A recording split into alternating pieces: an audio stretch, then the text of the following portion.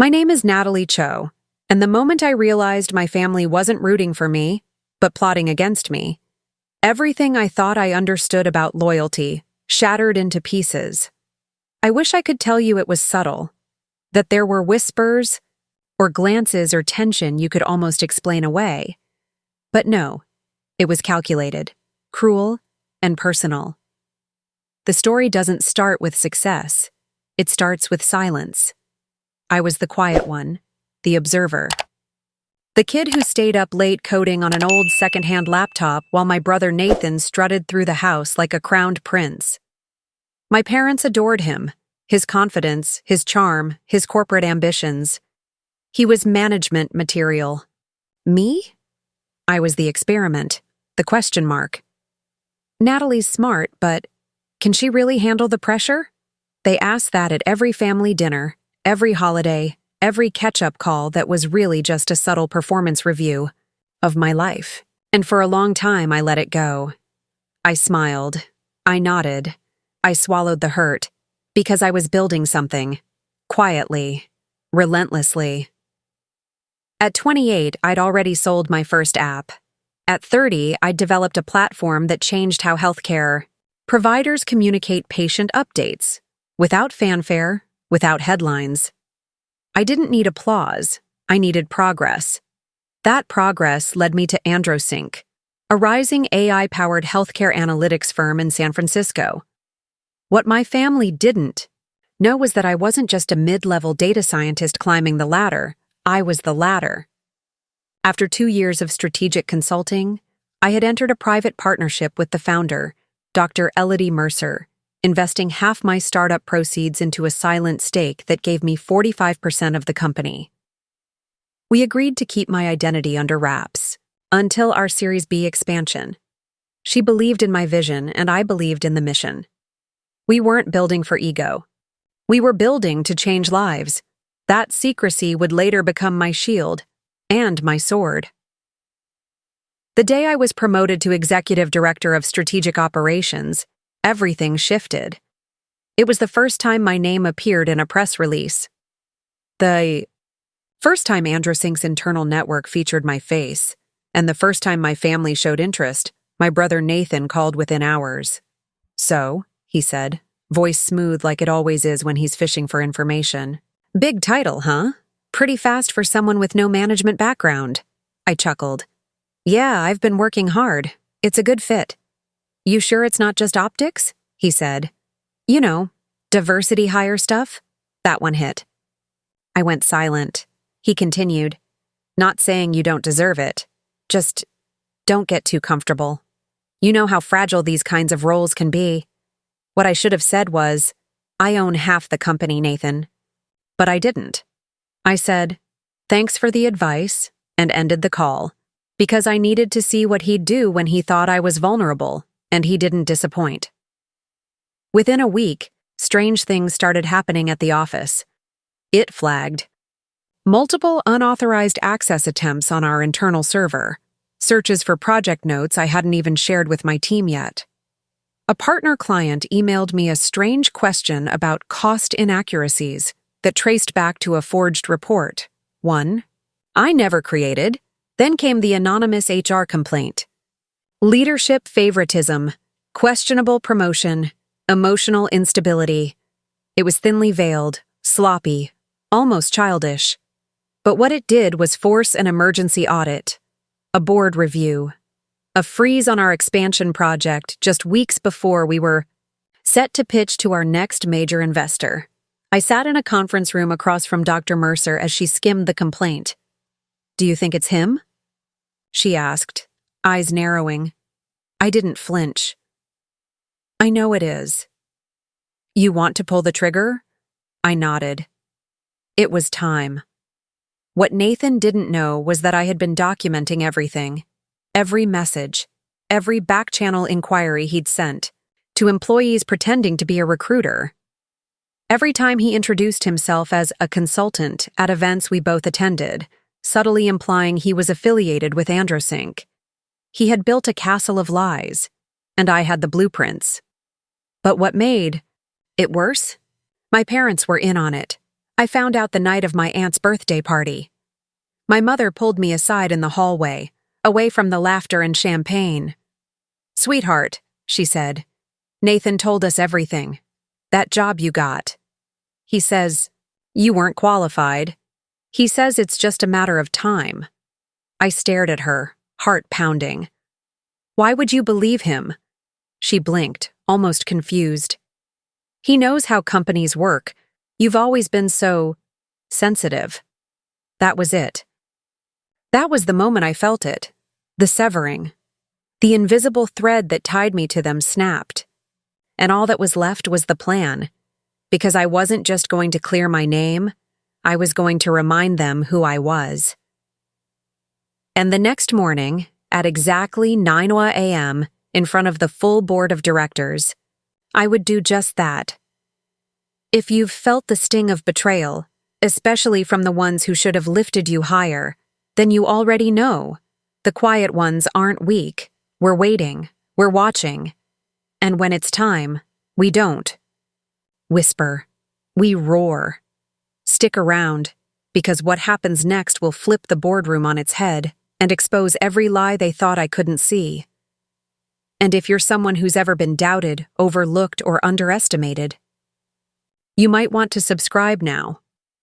Because this story isn't just about revenge. It's about reclaiming your power without ever raising your voice. I arrived at the Androsync executive boardroom 10 minutes early the next morning, dressed not to impress, but to confirm what they had never seen coming. A deep navy suit, crisp white blouse, no jewelry save for a watch that had been my first splurge after selling my app. The silence in the hallways felt different. It wasn't tension. It was curiosity cloaked in unease. Like the whole company could sense something was about to snap. Inside, the board members murmured among themselves. Dr. Elodie Mercer gave me a quiet nod as I took my seat at the head of the table. She was calm, collected, as always. She knew what was coming, but she didn't need to lead the charge. Today was mine. The weight of truth sat squarely on my shoulders, but instead of breaking me, it grounded me. Finally, after all the lies, I would speak. Nathan wasn't invited, but he came anyway. He waltzed into the conference room 5 minutes late, all arrogance and performance. Tan blazer, slicked hair, that forced grin he used when he thought he had outmaneuvered someone. He didn't even glance at me, just went straight to the CFO, acting like he belonged. "Glad I could help uncover this," he said casually, setting a leather portfolio on the table. "Excuse me?" I asked, folding. My hands on the polished wood. He turned with mock surprise. "Oh, Natalie. I figured you'd want clarity too. This isn't personal. It's about what's best for the company. If there's been a lapse in leadership..." "You mean if there's been sabotage?" I cut in. A hush fell. Even the board chair, a former Ivy League dean named Sylvia Roth, looked up from her notes. "What exactly are you accusing me of?" he asked, voice slick. I leaned forward slowly. "I'm accusing you of impersonating a compliance officer to gain access to confidential files, leaking false reports to our partner hospital group, and forging an HR complaint with a fabricated digital trail." He laughed. Actually laughed. "You think I have the time or technical skill for that? You're reaching." "No," I said calmly. "I'm not." I clicked the remote in my hand and the projector screen behind me lit up. My assistant, Leah, had already set the files in order. A timeline, screenshots. Email headers traced to a VPN Nathan had used for freelance consulting years ago and never thought to change. Embedded metadata. Logs showing him accessing internal documents under an alias that was, quite foolishly, just his initials and birthday. One board member visibly recoiled. Dr. Mercer shifted in her seat, her jaw tight. Nathan's smirk cracked, just a fraction. "You're making a mistake." "No," I replied. "You did. When you underestimated the girl you called fragile." I moved to the next slide. A transcription of a phone call he made to one of our vendors. We're exploring new leadership. You might want to hedge your bets, he had said. The voice was unmistakable. Then I passed around sealed folders. Inside, you'll find documentation of every incident, digital forensics, witness statements, cross-referenced access logs. This isn't speculation, it's evidence. Nathan's face paled as folder after folder was opened. Flip, flip, flip. Truth doesn't scream. It echoes. And in that room, it roared. I took a breath. Now, I'd like to formally clarify something. My position at Androsync is not the result of a diversity quota, nor a favor. 2 years ago, I became a silent investor in this company. As of last quarter, I hold a 45% stake, making me the largest single shareholder. Gasps. A few papers dropped. Dr. Roth froze mid-note. I turned to her gently. You see, this isn't just about vindicating my leadership. It's about exposing a pattern. My brother didn't act alone. He was encouraged, enabled. My eyes scanned the room. My parents knew he was targeting me. They encouraged it, believed every lie he fed them. And while they pretended to be proud, they came to this city not to celebrate my success, but to dismantle it. Nathan stood suddenly, hands shaking. You're really going to do this? You're going to humiliate your family in front of strangers? What happened to loyalty? I stood too. Loyalty? I said, my voice catching just for a moment. Loyalty is protecting someone you love, not plotting to strip them of everything they've earned just because your ego can't handle their rise. I looked each board member in the eye. I grew up thinking strength meant being silent, letting the people closest to you step on you, so long as you kept the peace. I don't believe that anymore. Strength is truth, and I'm done hiding. Nathan tried to speak again, but this time Dr. Roth raised her hand. That's enough. He sank back down. The man who had walked in expecting to preside over my downfall now couldn't meet my gaze. I sat back down too. Dr. Roth turned to me. Ms. Cho, I believe your case speaks for itself. Thank you for your transparency. I propose an immediate board vote to expel Mr. Cho from any advisory or external consulting role and to initiate a cease and desist letter preventing further contact with internal staff. The motion passed unanimously. As Nathan was escorted from the building, without his portfolio, I didn't feel triumphant. I felt something more powerful. Free. But this wasn't the end of the story, because what Nathan didn't know was that the real fallout hadn't even begun. And when he tried to fight back, when he dared to take it even further, to go public, to spin the narrative, that's when I delivered the final blow, the one that didn't just protect my career. It changed everything. Stay with me. You won't believe what he tried next. Nathan's absence in the office was immediate, but not quiet. In fact, it was louder than any presence he had ever maintained. The next morning, whispers buzzed across departments like static electricity, people piecing together what happened, most of them in disbelief. Rumors flew, ranging from, he got poached by a competitor to something big went down in the boardroom. I didn't feed any of it. I stayed in my office with the blinds half drawn, reviewing quarterly strategy proposals. But truthfully, I wasn't focused. Something gnawed at me. Because while I had officially exposed my brother's sabotage and reclaimed my space with more authority than ever, I knew Nathan wasn't done. Not really. He was the type who needed a spotlight, even if it meant setting the stage on fire to get it. And then, right on cue, it came. That Friday evening, my phone lit up with a push notification. I stared at the screen for a full minute before opening. Exclusive. Whistleblower alleges leadership misconduct at Androsync Labs. Nepotism, embezzlement, lies. It was a neatly packaged PR nightmare. A scathing article on a national business blog, posted anonymously but quoting a senior source within the company. It painted me as a fraud who had manipulated her way into leadership by leveraging secret familial ties and insider connections. It even accused me of creating a hostile work environment, claiming multiple anonymous employees feared retaliation if they spoke up. I didn't need to guess where it came from. Nathan had planted it. I gritted my teeth as I scrolled. Photos from years ago had been lifted from my college research pages and twisted into out-of-context narratives. A grainy screenshot of a Zoom call showed me with a glass of wine during a virtual happy hour, captioned misleadingly as drinking during work hours. The piece was cruelly curated, designed to ruin not just my reputation, but my credibility as a female leader in a male-dominated industry. I didn't cry, not because I wasn't hurt, but because I didn't have time. I took a breath, forwarded the article to our legal team, and called Dr. Elodie Mercer. She picked up on the first ring. "I saw it," she said before I even spoke. "I need to know how much damage control we're in for," I said quietly. "Minimal," she replied. "Your leadership has spoken for itself, but the board's going to want to hear from you, formally."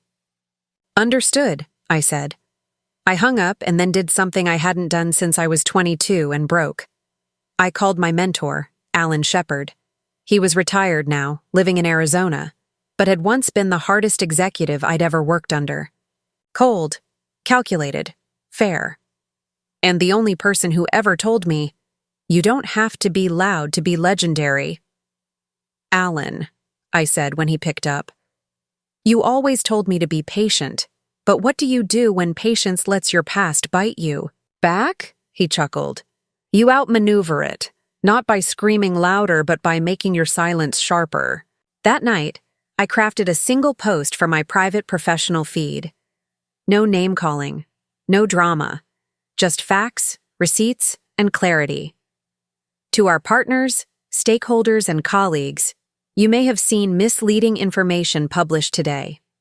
As founder of the trust that owns AndroSync Labs, I can assure you we are pursuing full legal recourse. Integrity is not a label, it's a lifestyle. And it doesn't rattle under cowardice disguised as journalism. Within hours, my network exploded. Scientists, clinicians, entrepreneurs, and even ex-employees I hadn't spoken to in years reposted my words with solidarity. But the most surprising support came from someone I didn't expect. My mother.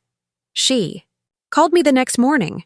It was early, barely 7 a.m., and I almost let it go to voicemail. But something made me answer. "Natalie," she said, her voice quiet. "I read it, and I'm so ashamed." I stayed silent.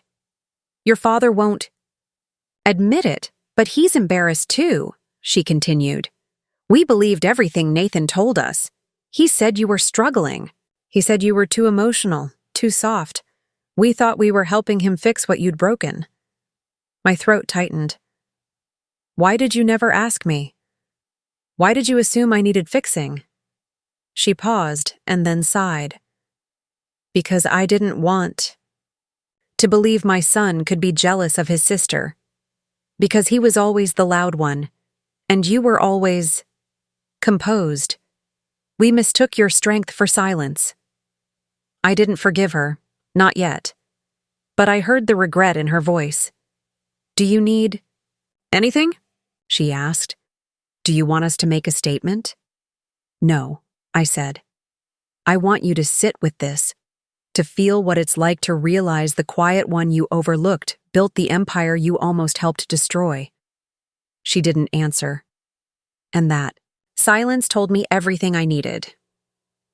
Later that day, I met with our crisis PR lead and the legal team. By then, the article had been traced to a burner account created using Nathan's old business email credentials, an account that had been inactive for over a year. He thought he was smart. He didn't realize our new CTO once led security audits for the federal government.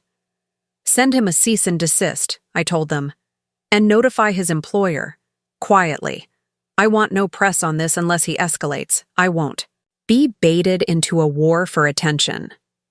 And just like that, the narrative flipped. Because while Nathan screamed into the void for validation, I rebuilt my foundation. Not just as a CEO, as a woman who refused to let betrayal dictate her blueprint, but just when I thought the worst had passed, another message hit my inbox, one that didn't come from Nathan or the press but someone else entirely, a former employee from a partner company. And what he told me? It cracked everything wide open. The sabotage wasn't just personal, it was financial, and the betrayal ran deeper than blood. The email came late at night, past midnight, long after the last of my team had left the office and the hallways of Androsync had settled into an eerie quiet. I was in my office, seated cross-legged on the couch, trying to finish off a strategy report that, in truth, I'd read 5 times already but couldn't focus on. My thoughts were drifting, and my heart still carried the weight of the smear campaign Nathan had ignited days earlier. But what I was about to read would make everything else look like a warm-up act to the real disaster. Subject line: I didn't know who to tell, until now. The sender was a name I only vaguely recognized, Lucas Braun, a former finance consultant at Denlin Holdings, one of our earliest R&D partners. He left the firm 2 years ago after a quiet internal investigation that never quite reached the surface. I clicked open the message. What I read shattered my breath. Hi, Natalie. You don't know me well, but I know what's happening behind the scenes at Androsync, and I can't stay quiet anymore. You need to look into your company's supply chain agreements from Q2 of last year.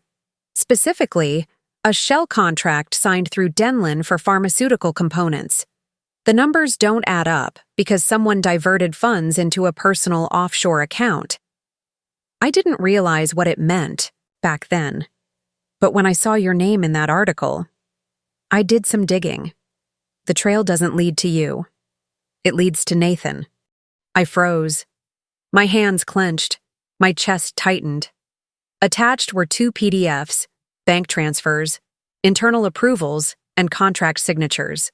The funds, siphoned out in small sums, linked back to a dummy holding company that had, only weeks after the transactions, wired a lump sum to a numbered Swiss bank account.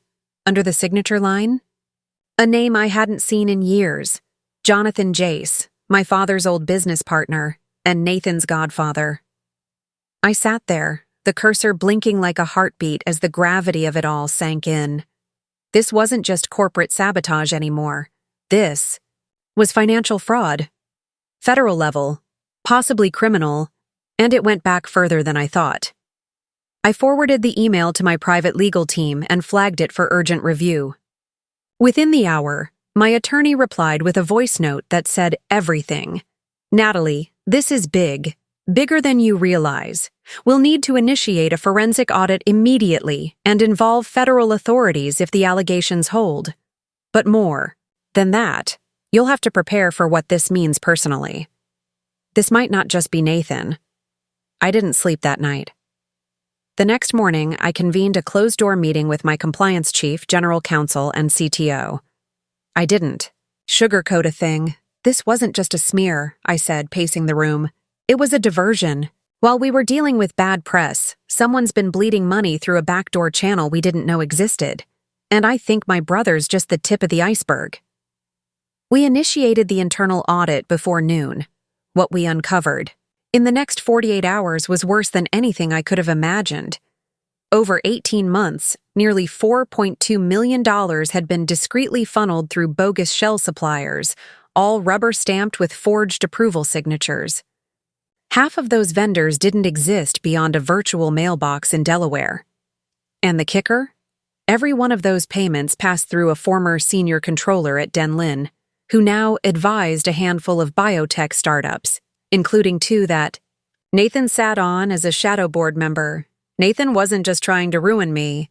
He'd been siphoning from the very company I had built and using the press scandal to cover his exit route. I stared at the forensic report, a dull throb building behind my eyes, and just when I thought I had absorbed the worst, my general counsel looked at me across the table and said, softly, "There's something else." "What now?" I whispered. "The paper trail stops cold at one of the accounts. We tried to get a name attached to the numbered Swiss deposit, but there's a secondary authorization code. It's encrypted and masked under an older family trust. I blinked. A trust? Yes, he said. It's tied to your father's estate. The transfer was approved by someone using your mother's old login credentials. I felt like the floor was giving way beneath me. My mother? Was she involved? Had the same woman who called me last week crying about being ashamed known about this all along? The room tilted. Or maybe I did. I couldn't tell anymore. I excused myself and walked straight to the executive terrace, gripping the railing as the cold Seattle wind whipped against my skin. My stomach churned. My mind raced. Had my whole family been in on this? Was Nathan just the front man for a deeper betrayal? And then came the moment of clarity. No more waiting. No more doubts. It was time for confrontation. I called a full emergency board meeting and ordered an independent federal investigator to be retained on retainer within 24 hours. And privately, I sent one message. Not to Nathan, not to my mother, to my father. We need to talk. If you don't show up by Friday, I'll bring everything public, and not even your legacy will survive the fallout. For years, I had tried to be the quiet strength in a family that only respected noise. Now, they were going to learn the cost of underestimating the one they tried to erase. This wasn't about revenge anymore. It was about justice, for my company, for the people who believed in me, and maybe for the version of me who had once begged her, family for support, only to be laughed out of the room. What happens next will shake the foundation of everything we thought we knew. Because the real enemy might not be the brother I thought I knew, but the man who raised us both. Friday morning. Arrived with the kind of cold that felt personal, like the sky itself knew something was about to break. The air outside AndroSync's headquarters was sharp, metallic, electric. My heels echoed through the empty marble atrium as I arrived 2 hours earlier than anyone else. I didn't sleep the night before, and I didn't care. I was done hiding, behind caution. Today wasn't about defense. It was about revelation. By 9 a.m., every board member had taken their seat in the executive conference room, an oval chamber lined with smoked glass and polished wood, perched like a crown atop. The 50th floor. They looked tired, nervous. Word had already spread. Something seismic was coming, and I was the fault line. I stood at the head of the table, behind me a projection screen, blank for now. Before we begin, I said evenly, I want to remind everyone of the confidentiality clause you signed when joining this board. What we discussed today doesn't leave this room until legal clears it. There were nods, some hesitant, some resolute. Then I tapped the keyboard and brought up the first file. Transaction records, timelines, shell companies, and falsified documents. As each page loaded, the silence deepened, punctuated only by the occasional shifting of chairs. Over the last 18 months, someone has been quietly bleeding money from this company. Someone who hoped our trust would blind us. But trust, I said, turning from the screen, isn't a free pass. It's earned, and it's fragile. A few board members leaned forward, eyes narrowing. This wasn't just about stealing money. It was about dismantling leadership, undermining stability, and distracting us with drama while they made off with nearly $5 million in assets. I tapped again. The screen filled with photos. Nathan with former Denlin executives, wire transfers from known shell entities, and a spreadsheet showing forged timestamps on approval forms. Nathan O'Rourke, I said, voice cold, used his position, his connections, and the chaos of my appointment to orchestrate this. But the most disturbing part is not that he did it. It's who helped him cover it up. I took a breath and pulled out the final folder. This trust, I held it up, was activated through an access code that only 3 people in the world could have known. One of them is dead, one of them is me, and the third? The doors behind us opened, every head turned. In stepped the man I had once worshipped like a god. My father, Michael O'Rourke, the former king of Denlin Holdings, biotech, pioneer, and the very reason Androsync ever existed. For years he'd kept a low profile, retired, or so he claimed. But as he walked in, slow and deliberate, the temperature in the room dropped another 10 degrees. "Hello, Natalie," he said, as if we were meeting for coffee. I didn't offer him a chair. I didn't look away. "Did you come to deny it?" I asked. "I came to explain." "No," I said sharply. "You came to control the narrative. Again." The board watched in stunned silence as I stepped away from the table and faced him directly. "You taught me everything I know about power," I said. "You told me trust was leverage. That perception was currency. That family was negotiable." He said nothing. "So I need to know. When you said you were proud of me after I bought Androsync, did you mean it? Or was it because you thought I was finally stepping into your game?" His face didn't move, but his eyes flickered. "That was enough. I didn't know Nathan was going to go that far," he said finally. "But you enabled him," I countered. "You gave him access. You groomed him.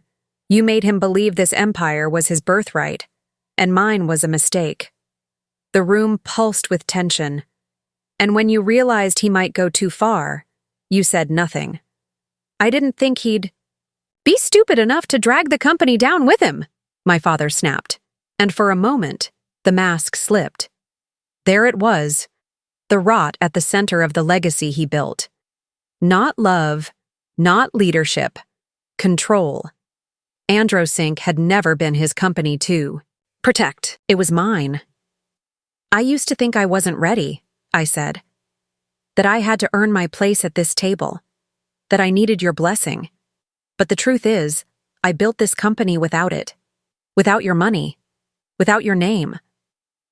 I turned back to the board. Nathan O'Rourke and Michael O'Rourke leveraged family trust to siphon millions from this corporation. I have the documentation, the testimony, and the legal opinions to proceed with a federal case. But that's not what I want. The room braced. "What I want," I said, voice steady, "is an overhaul. Today. I'm proposing the immediate restructuring of our governance model. We install a whistleblower hotline, independent forensic audits every 6 months, and no board member, no matter their last name, is immune from scrutiny." Silence. Then one board member, an older woman with silver hair and sharp eyes, nodded slowly. "I second the motion," she said. "I third," another added. My father stood there, unmoved. Nathan was nowhere to be seen. He hadn't shown up. Cowardice or strategy, I didn't care. What mattered was this moment. I didn't need to punish them to win. I needed to rebuild from the ashes they left behind. And as the board voted unanimously in favor of the new bylaws, I knew this wasn't just a company anymore. It was a movement. When the vote was done, I looked at my father one last time. "Leave," I said. He hesitated. "You don't want to hear my side?" "I already did," I replied. "It's written in every dollar you helped him steal." He left quietly. No fight. No final blow. Because this time, I held the power, and I was using it to build, not destroy. The days that followed were strangely quiet, like the stillness after a hurricane, where nothing looks broken on the surface, but you know something underneath has shifted forever. On paper, I had won. Nathan had vanished, likely advised by legal counsel to keep a low profile. My father had disappeared too, back to whatever high-rise shadow he called home, leaving, behind the weight of his silence. The board stood behind me, at least for now. But peace. That was something else entirely. I didn't feel victorious. I felt like someone who had just stepped out of a burning building. Alive, but singed. No one tells you that reclaiming your power doesn't always feel like empowerment. Sometimes it feels like grief. It wasn't just the betrayal. It was the realization that for all these years, I had built my life on the hope that one day I'd be seen, not just as capable, but as worthy. Worthy of their respect, worthy of their love. But now I knew the truth. They had seen me. They just didn't care. And no amount of achievement could rewrite the past they chose to believe in. That Monday morning, I came into the office earlier than usual. The sun hadn't yet crested over the Seattle skyline. My assistant, Lila, was already at her desk, her eyes rimmed red. She stood when she saw me. "There's something you need to know," she said, her voice quiet. She handed me a file. It was thin, just a few pages, clipped neatly together. My stomach tightened before I even read the first word. It was a legal inquiry, an anonymous complaint filed with the Department of Labor and the SEC. It alleged that I had taken retaliatory action against Nathan without board approval. It accused me of leveraging confidential information for personal gain and violating several sections of the Sarbanes-Oxley Act. At the bottom, a note. A formal investigation may be pending. I sat down, numb. This wasn't just a whisper campaign anymore. This was a full-blown attack, a second wave, and it was designed to hit me exactly where I was most vulnerable, my integrity. "I had the documents authenticated already," Lila added quickly. "They're real, but the claims are baseless." I barely heard her. My pulse pounded in my ears. This wasn't just Nathan going rogue. Someone else had picked up where he left off.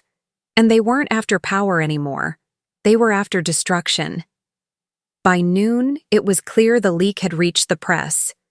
Articles were circulating online, anonymous sources citing insider turmoil at Androsync, questioning my ethics, my qualifications, my ability to lead without drama. One headline read, "The Heiress CEO, Genius or Manipulator." Another, "O'Rourke, Family Implosion Threatens Biotech Giant." I stared at the screen until the words blurred. It wasn't about what was true. It was about what looked true. And in the world of billion-dollar biotech, perception was a currency more powerful than truth. The next morning, an envelope appeared on my desk. No name, no stamp. Just a single sheet inside. It read, "You're playing the wrong game. You don't need enemies. You are the threat." There was no signature, but I knew who it was from. Michael O'Rourke. My father. I felt the ground shift again, because now I understood what this really was. It was never just about Nathan's greed, or even my father's ego. It was about legacy. He wasn't punishing me for being weak. He was punishing me for being stronger than he had ever allowed himself to be, for breaking the mold he spent his life fitting into. I was the new blood. And that terrified him, but I wasn't going to run. Later that afternoon, I called an emergency meeting, not with the board, but with the people who actually built this company. The department heads, the team leads, the scientists in the labs who'd been quietly waiting to see whether I would shatter or survive. I stood in front of them, not in a designer dress, not behind a podium, just me in jeans and a button-down, heart pounding against my ribcage. "Won't lie to you," I began.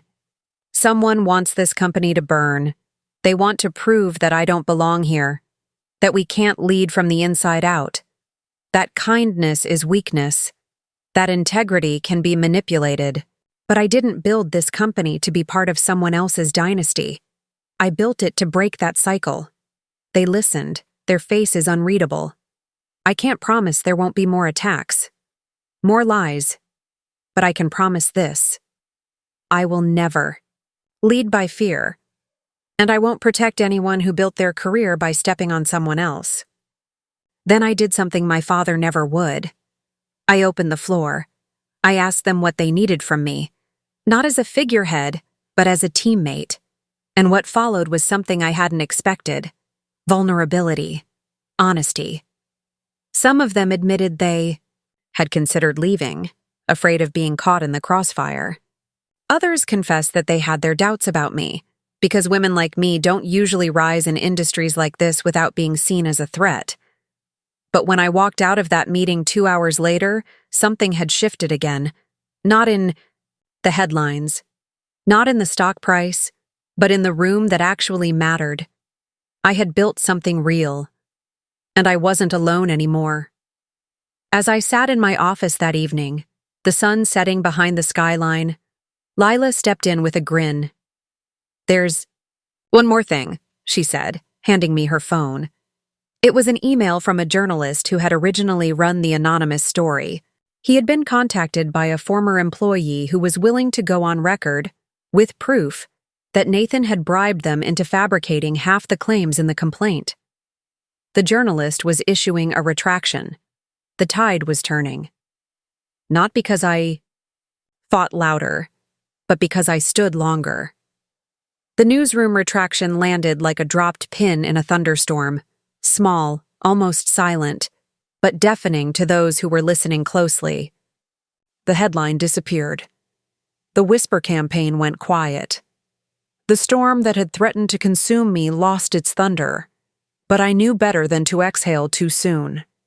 It wasn't over, not by a long shot, because power doesn't retreat quietly. It regroups. It reloads. The news may have cleared my name in public, but behind closed doors, I could feel the shifting weight of silence. Emails slowed. Eye contact became hesitant. There was a coldness now, a fragility in how people interacted with me, as though they were unsure whether to treat me like a phoenix or a ticking time bomb. My father's reach, I was learning, didn't require presence. His legacy loomed in people's loyalty, in their fear of losing favor, even when that favor belonged to a man who had long abandoned anything resembling fairness. Late one night, while reviewing security logs from a breach investigation, I found something that stopped me cold.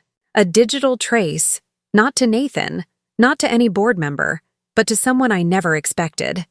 Mallory. She was my closest confidant at Androsync, a brilliant compliance officer I had promoted myself. She was smart, loyal, insightful, everything. I wasn't allowed to be early in my career, and so I had poured my faith into her. But the logs didn't lie. She had accessed sealed financials, specifically projections and internal memos around the firm's next acquisition target. Documents I had marked as confidential, locked behind biometric clearance. I called her in the next morning. Her face was calm. Too calm. "Mallory, I found your access logs," I said, not accusing yet, just hoping she'd give me a version of the truth I could live with. She didn't blink. "I had to," she said, her voice steady. "They offered me something I couldn't refuse." I stared. "Who?" She sighed, eyes down. "Your father. Through an intermediary. He said you were spiraling. That if I helped him uncover financial liabilities, he'd make sure I got a promotion at Westbridge Partners. That I'd never have to worry about being overlooked again." And just like that, the knife twisted deeper. Not because I hadn't seen betrayal before, but because this one came from someone I had believed was part of the future I was trying to build. "So you sold me out for a better seat at a table he already poisoned?" I asked, no longer able to keep the sting from my voice. "No," she snapped back, voice cracking. "I did it because I was afraid you'd crash, and we'd all go down with you. And yes, I was tired of being invisible, of doing everything right and still being passed over while guys like Nathan got away with murder. I understood that pain. God, I did. But the difference was I had spent my life fighting through it, not feeding it to someone else. "I'm not firing you," I said after a long pause. "But you're stepping down. Effective immediately. You'll receive severance, and you're barred from accessing any further internal documents. I'll announce your departure as personal leave. But if I find your name on any more leaks, I will burn every bridge you try to cross." Her eyes filled with tears then. Not from guilt, I think, but from the realization that she had gambled and lost. Not just her job, but my trust. When she left, I locked the door and stared out the window. The sun was setting, and the city lights were flickering on like tiny sparks against the dusk. It was beautiful. It was cold. How many more people would I lose to the illusion of power? That night, I met Lila at a bar 2 blocks from the office. She ordered a glass of red wine without asking. I didn't touch mine. "They're never going to stop, are they?" I asked, voice low. "No," she replied. "Because you did what they never could. You changed the rules. You made power about purpose, not control. That terrifies them." I nodded. Then I reached into my bag and handed her a folder. "What's this?" she asked. "My contingency plan," I said. "If something happens to me, if I'm forced out, if another smear campaign catches fire, you'll send this to the board, the media, and the SEC." She flipped through it, her face tightening with every page. "You've been documenting?" "All of it," she whispered. "Every phone tap, every bribe, every leak." I nodded. "They wanted to destroy me quietly, so I built a loud truth." She looked at me, eyes wide. "This could blow everything wide open." "Exactly," I said.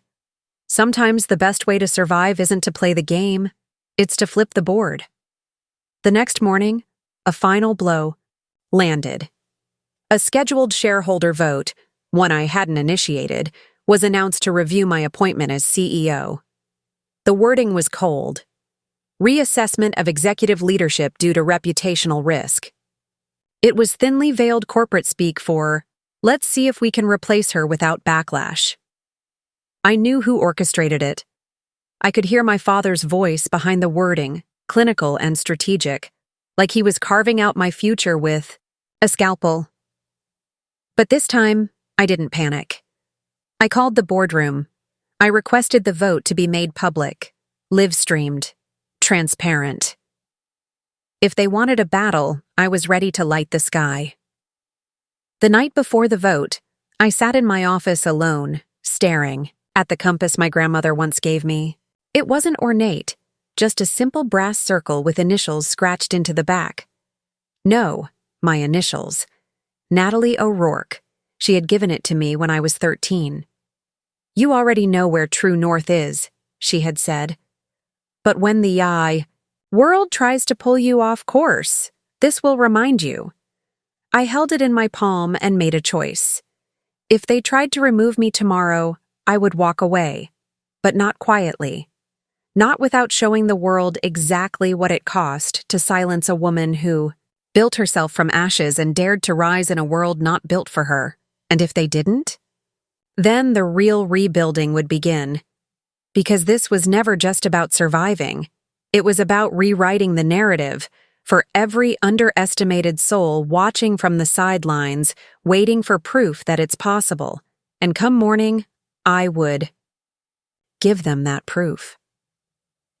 The morning of the shareholder vote arrived cloaked in the kind of thick, suffocating silence that hangs in the air before a thunderstorm.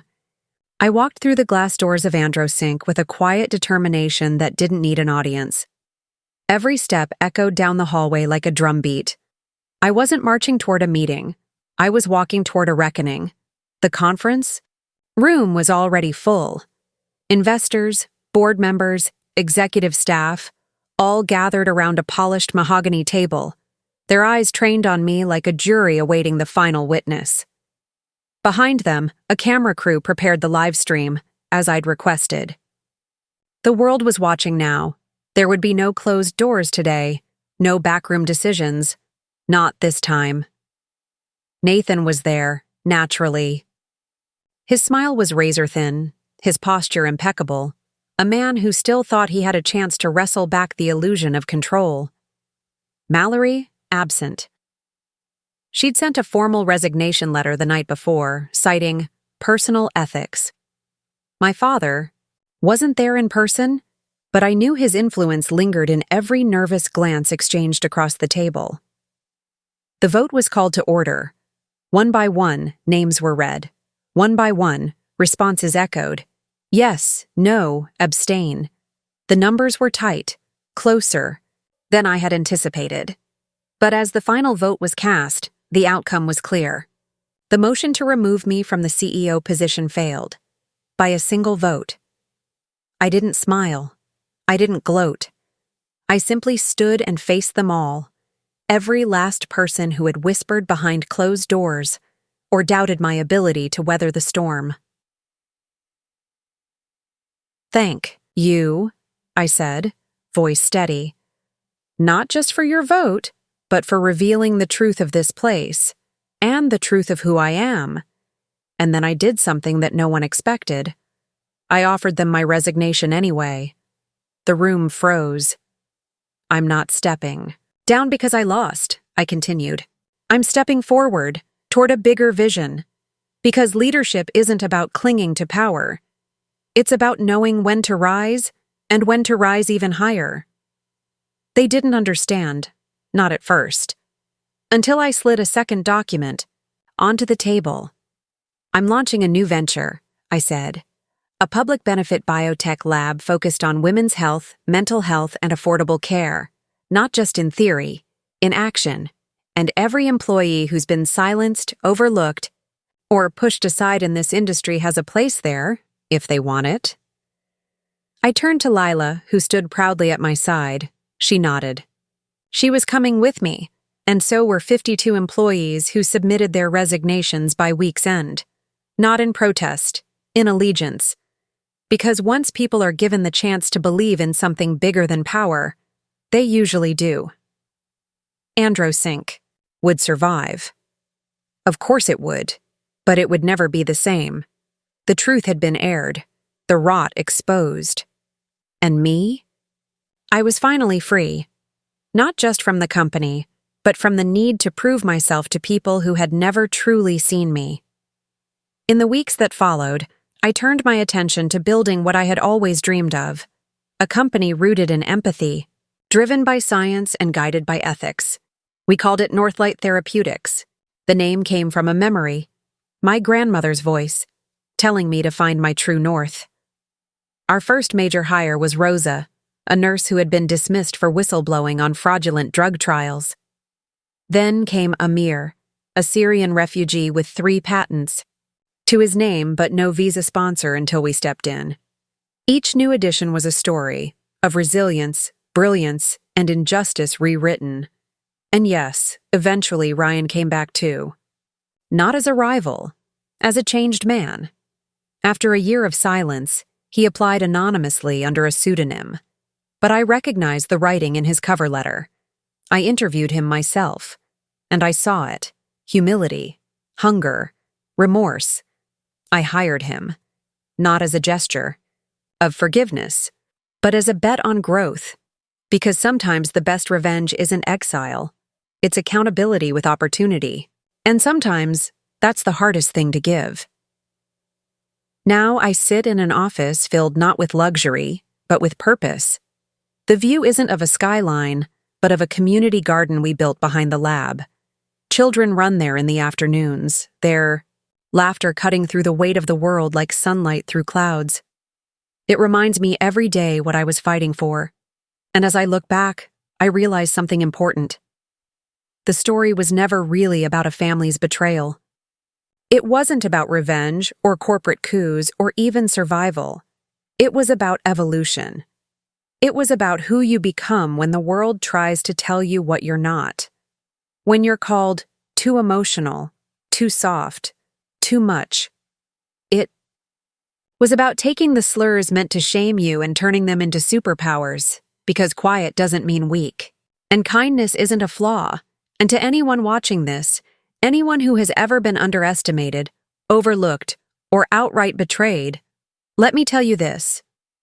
You are allowed to walk away, you are allowed to rebuild, and you are allowed to rise, even if it makes others uncomfortable, especially if it makes them uncomfortable. Because your light, it's not just yours to protect. It's yours to shine so others can see the path behind you and find their way forward. So take the hit, take the loss, take the insult, then build something they can't take away. That's what legacy is. Not money, not titles, not buildings with your name on them. Legacy is what you leave in people, in lives changed, in systems healed, in cycles broken. If this story moved you, if it sparked something deep inside you, I ask one simple thing. Subscribe to this channel, not just for the next story, but for the community we're building together. A space for healing, for strength, for transformation. Because sometimes the loudest revolution starts with a whisper, "I'm not who you think I am," and then you show them, not with vengeance, with vision. Thank you for listening. And now, it's your turn. What will your story be?